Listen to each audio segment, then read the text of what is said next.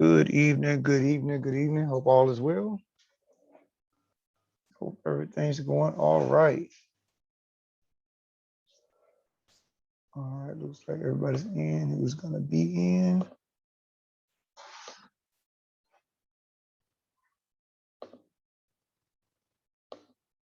All right, so before we do 2-5, any general questions or concerns? Everybody doing okay?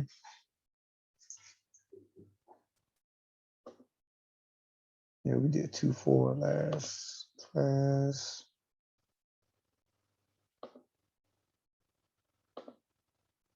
All right, so everybody good to go? Okay. So 2.5, limits and continuity. First thing we're going to look at is the continuity test. All right. So when you're talking about something being continuous or having continuity, means no break in the graph exists. I think I had it more magnified than this, so that's why the red over here is kind of broken up this way. But no breaks in the graph exists when you're talking about a graph being continuous.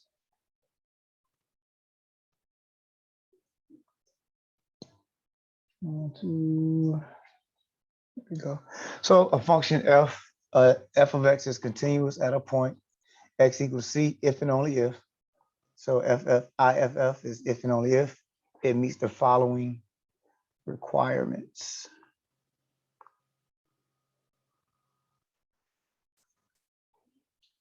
So just I want to scroll up too fast.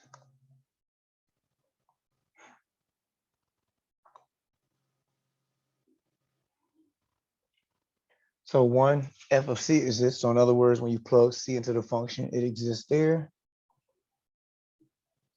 Also, as the function approaches c, it exists. The limit as the function approaches c, that means, going to x equals c, your function is going into that point, to that direction. Then also the function exists, or the limit of that function when you plug c into the function is equal to, wait, hold on, let me say it right. The limit of the function as it goes to c is also equal to when you plug c into the function. So that's what that means right there. So as you approach c, and also when you plug in c, because remember last class, I believe it was last class, this is the last section of the previous section, we had a point existing right here and then also existing up here, or you would have an open circle right here and then it exists up here. So we're just saying that that's not the case. If you're talking about a function being continuous, you don't have all the extra stuff. It's just, just a line. So.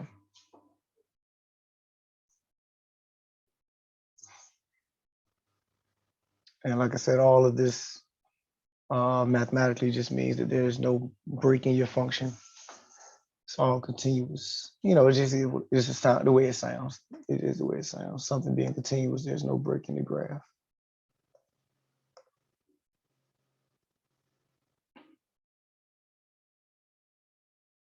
All right, can I scroll up? All right, so a continuous function is one that is continuous at every point in its domain. Trying to write some of this better.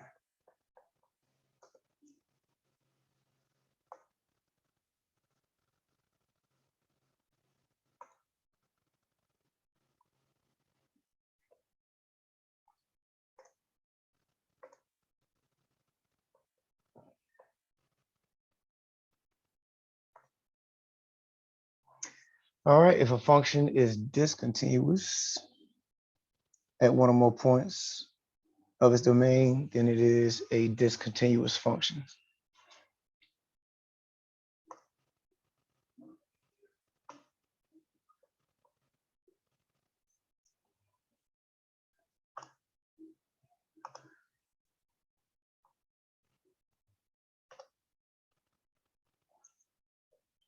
All right.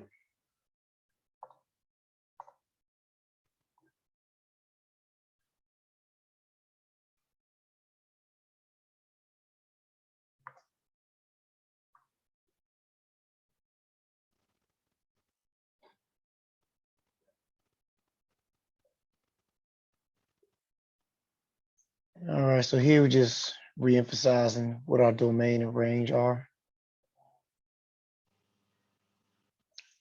Differences between the two: domain your x values, range your y. Domain is your input, range your output. Domain independent variable, range is your dependent. And then your domain would be your horizontal axis. Your range is your vertical.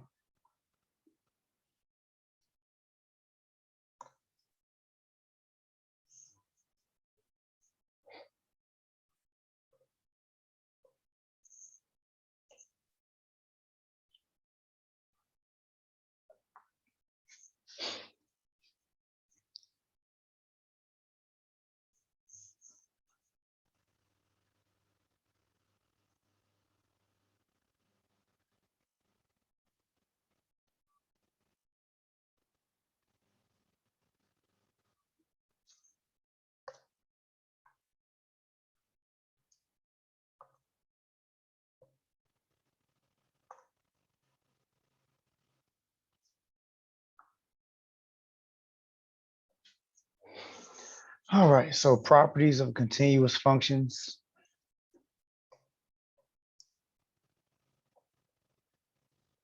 If the function f and g are continuous at x equal to c, then the following are continuous at x equal to c.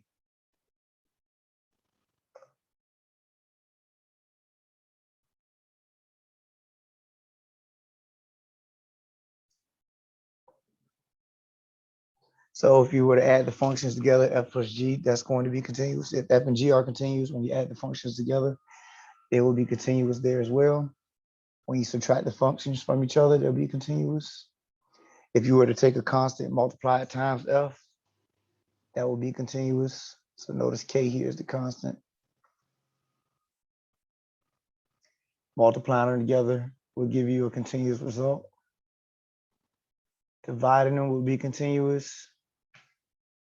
If you raise that function to a power, that will be continuous as well. Or if you take the radical. Could you slide it up just a little? I'm still trying to write. No, you're fine. Is that good enough, or you need to go further? Or? No, that's good right there. Okay. Yep. Sorry for moving too fast.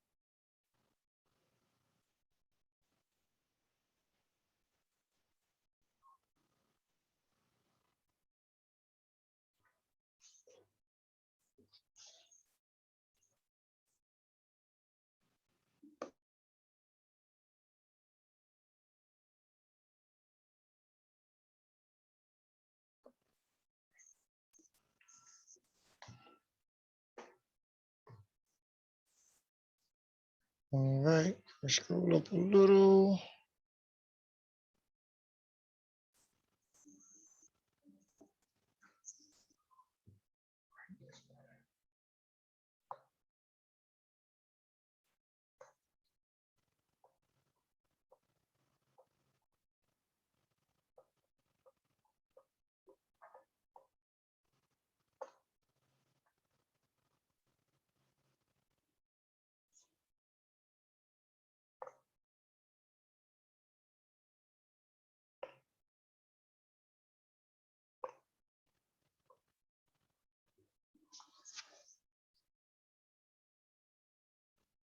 All right, are we good with up to 7?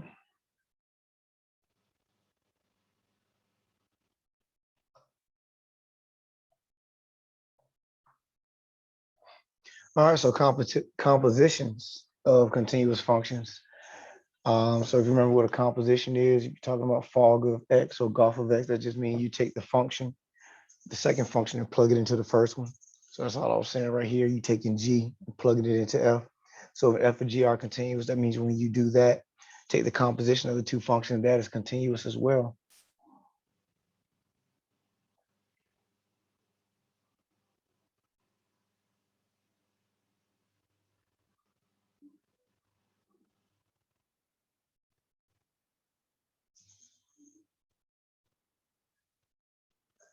All right. So let me see. Let me erase some of this. Oh, didn't mean to do that. Sorry. Let me erase some of this stuff here. Oh.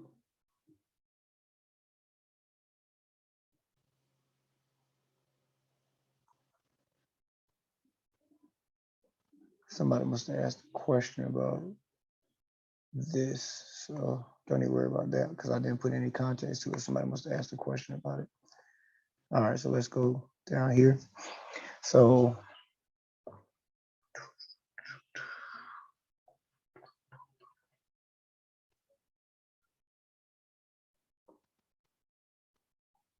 hold on 1 second.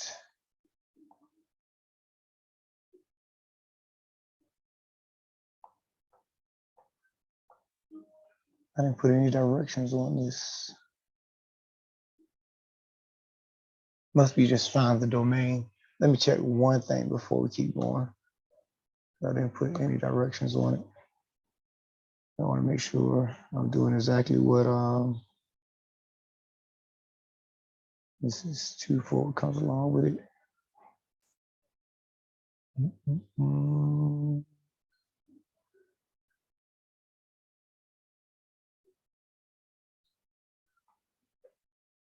Oh, this is 2-5.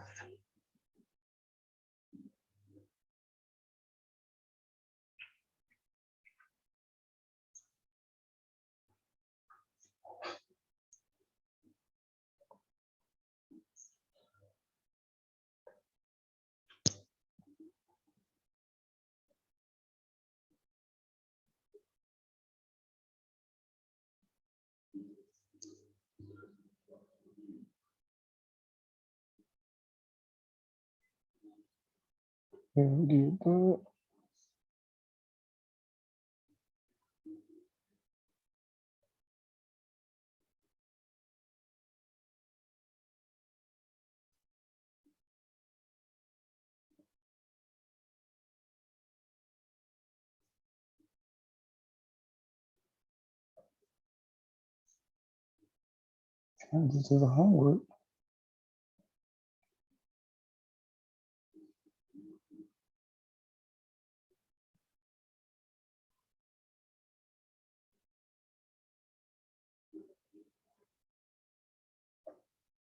Okay, we're going to do the functions. Let me take a picture.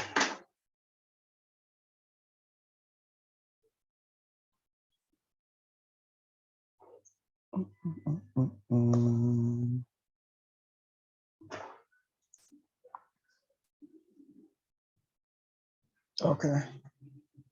So directions here.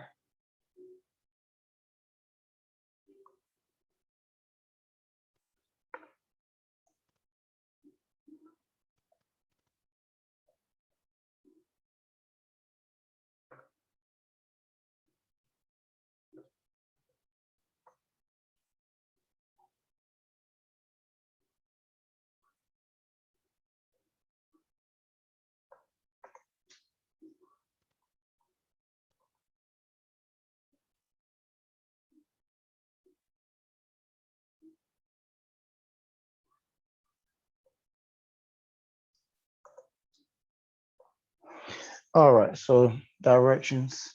At what points are the functions continuous?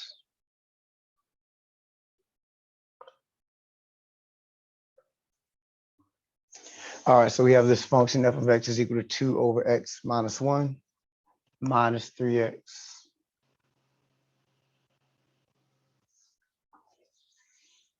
All right, so first thing we want to do is find out where it is undefined. All right. And then recognize since we have a fraction,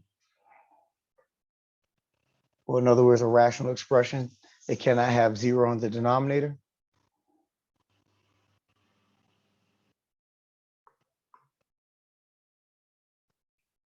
So we're going to set the denominator equal to 0 and solve.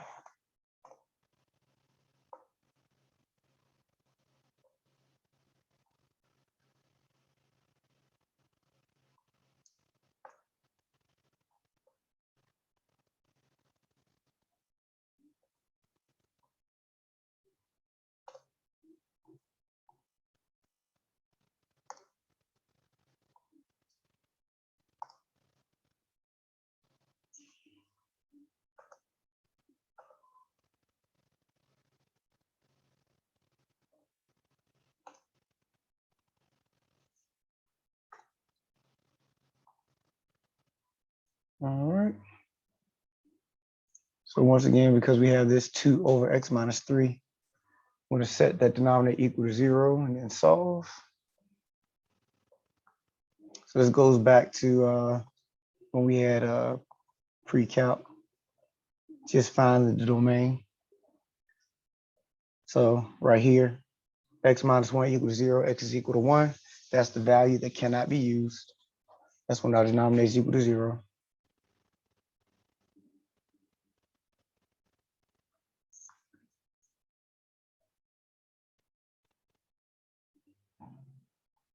And so don't forget, this is your interval notation.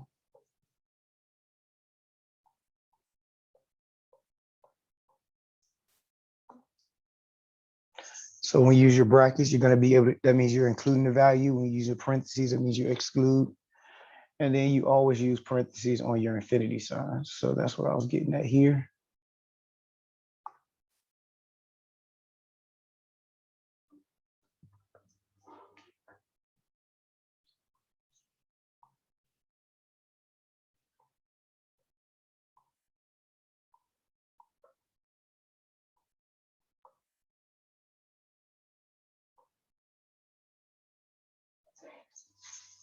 All right, so that means our domain would be negative infinity to 1 and 1 to infinity. Use parentheses on 1 because 1 is the value you cannot use. And once again, parentheses mean you exclude that value. That means I can get as close to 1 as possible, but I cannot use 1. So this is the interval that it will be continuous on.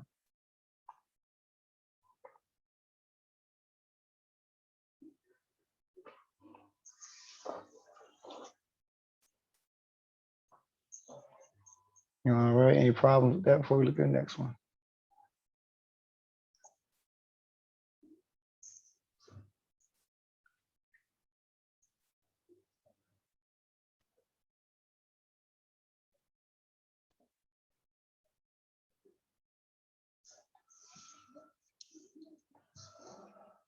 All right, next one. We have the absolute value of 6x plus 1 plus 9 sine of 4x.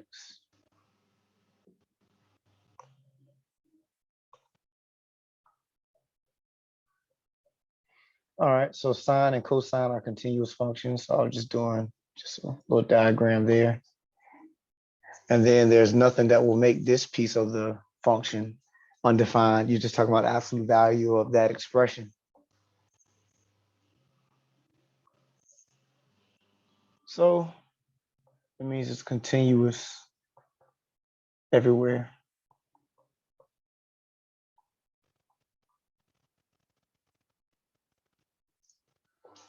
Nothing inside of this function will create an undefined scenario or type of scenario in which you'll have a function or a value that will not work.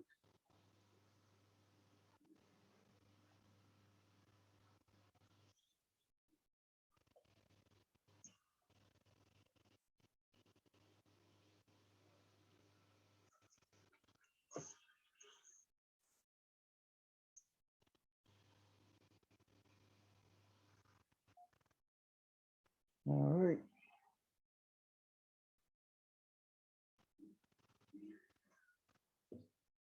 So looking at the next one, we have the square root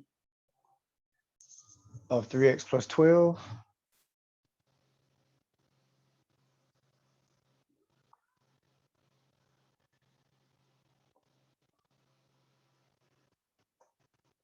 So when we look at this one, we cannot take the square root of a negative value.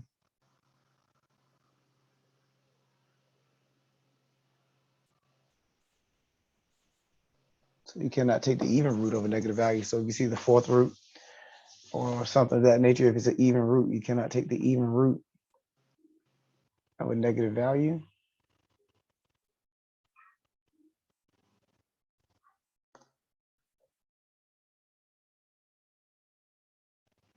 All right. So basically you want to know when is the radicand. The radicand is what's under the radical. When is it greater than or equal to 0?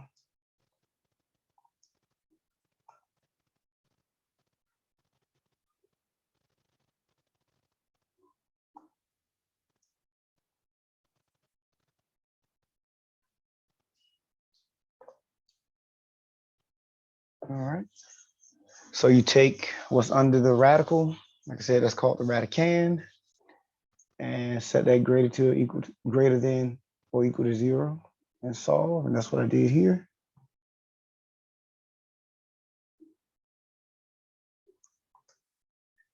Solve that for x, and we have x is greater than or equal to -4.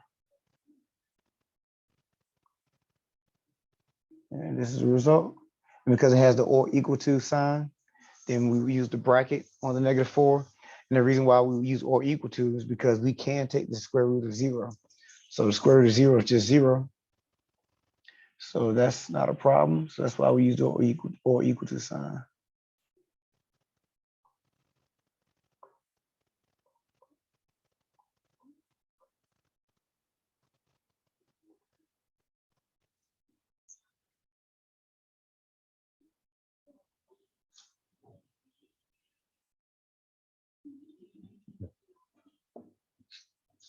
All right.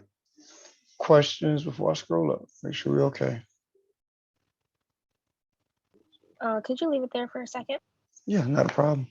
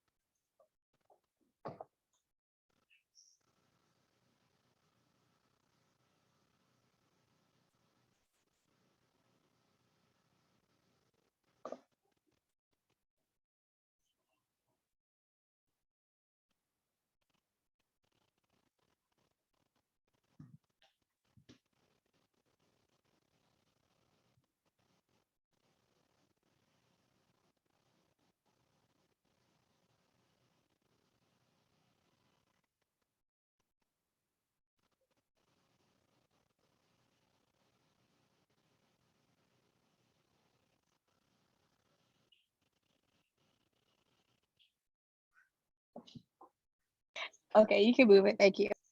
All right, not a problem.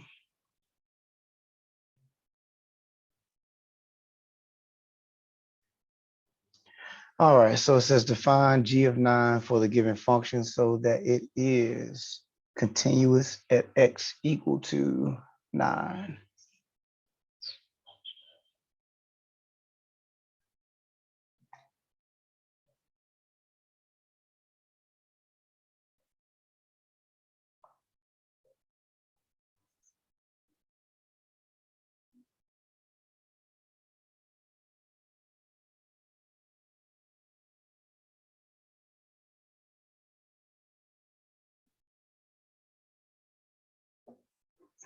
All right, so when we look at this, we have 2x squared. G of x is 2x squared minus 162 over 2x minus 18. Now, if we were to take 9 and plug it in to our function, wherever we see x, we see that 2 times 9 is 18, 18 minus 18 is 0 in our denominator. So, excuse me, that's why it says define g of 9 for the given function so that it is continuous. So we have to figure out a way to manipulate the problem in such a way that it will still be continuous at x equal to 9. So the first move that we want to try to make is to factor, if possible. So pull 2 out of each term in the numerator and pull 2 out of each term in the denominator gives me 2 times x squared minus 81 over 2 times x minus 9. X squared minus 81 is the difference of squares.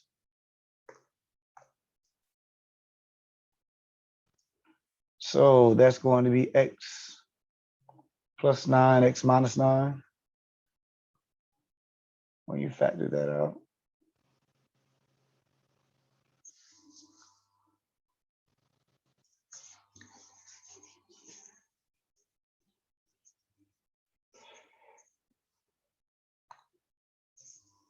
All right, so now we can cancel out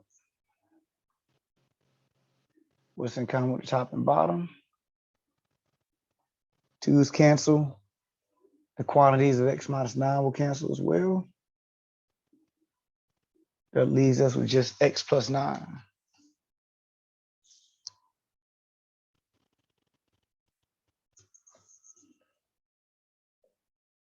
And now we can plug 9 into our most simplified expression, simplified way of expressing that function, which is just 9 plus 9. I gotta get 18.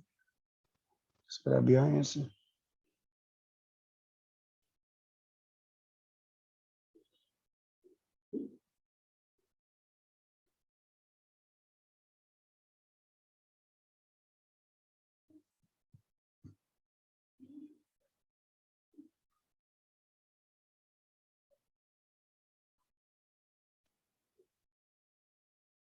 Any problems with that?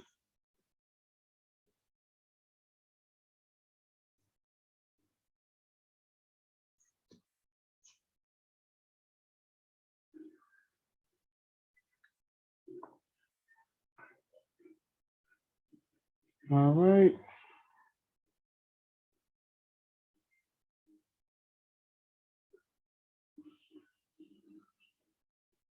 Let's see, where am I going with this? So that there is at least 4 solutions.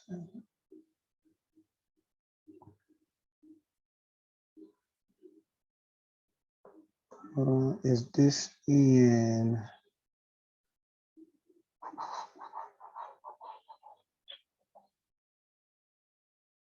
Hold on 1 second. Let me see if this was actually in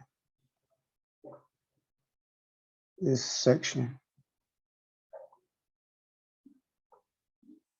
Continuous, continuous.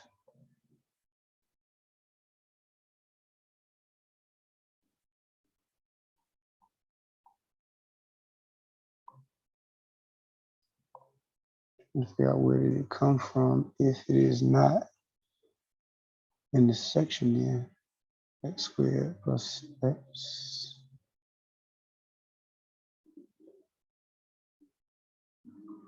Okay, well, anyway, we could just talk about it. All right, so I have to see. I wonder if it's on one of your homeworks. Anyway, we're looking at solutions here. And when you're talking about your function, your solutions are also called zeros. So in other words, where your function is equal to 0, you'll be able to find a solution there. So evidence of solutions is this: when you plug 2 values into a function and the signs change. And the reason being is because you notice right here in the red, going from top to bottom, it goes from negative to positive. Going right here, we're going from positive to negative. Then from here, negative to positive. So when your signs change, that lets you know somewhere in there was a solution. All right. In other words, somewhere in there was a 0. All right.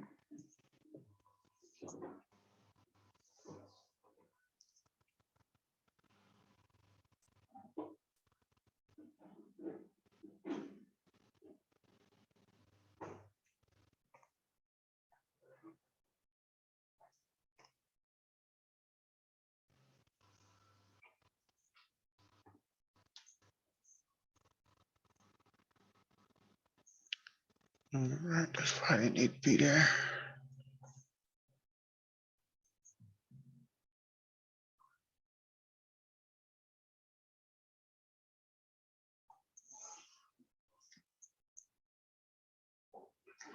All right, so how can that help us here? Just in this example or this exercise says f of x equal to x cubed minus 15x plus 2 equal to 0. Show that there is at least one solution in the interval.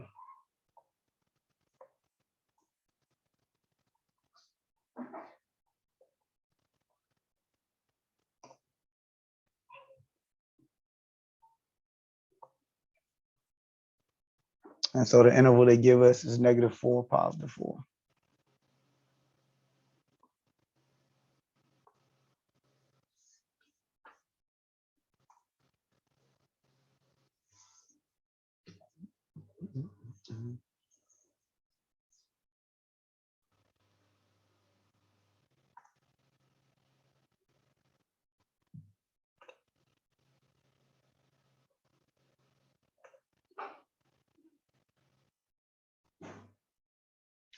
All right.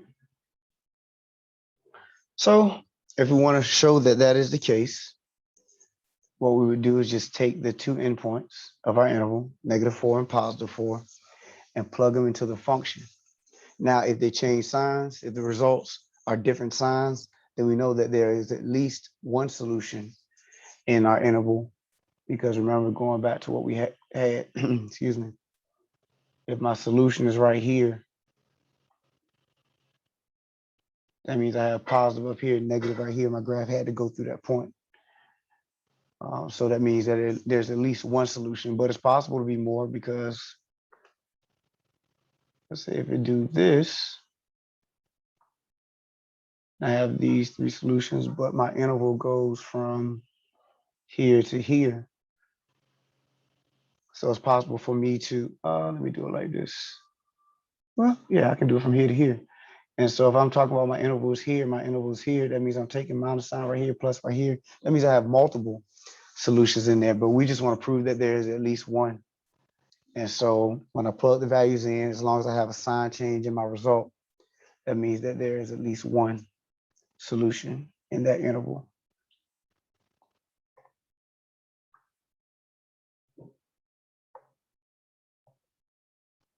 So plugging in -4, where we see x, that ends up giving us some -2 as a result.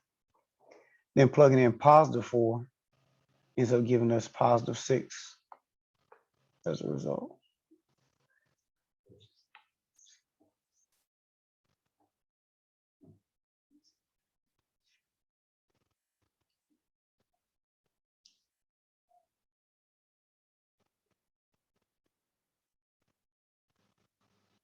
All right, try not to go up too far. Make sure you guys are straight.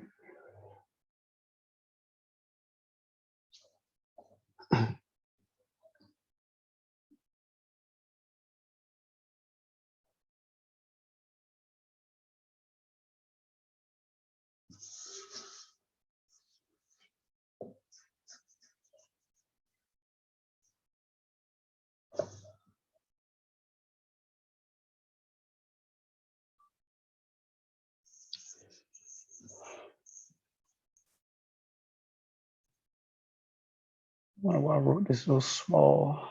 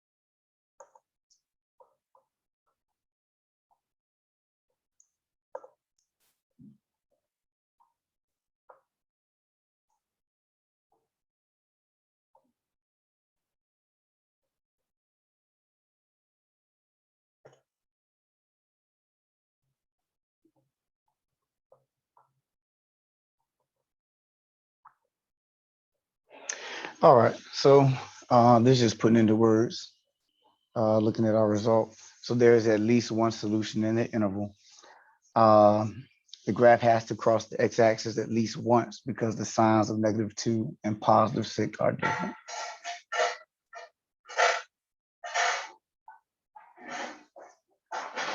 And so here's just a rough sketch of what, had to have happened.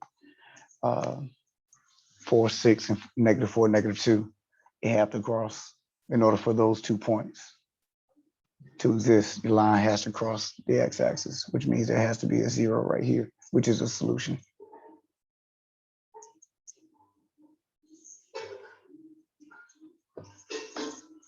All right, questions on what we did there?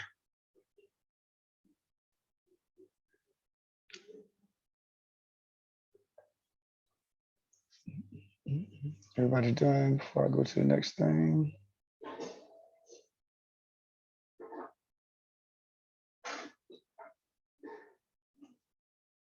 All right. So limits of infinity. Yep.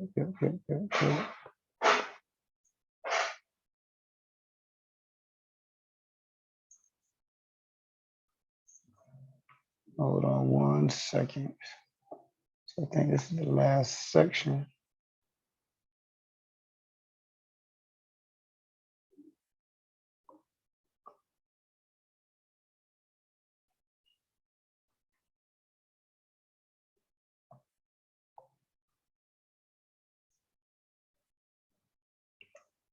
Okay, so this is our, I'm going to pause right here.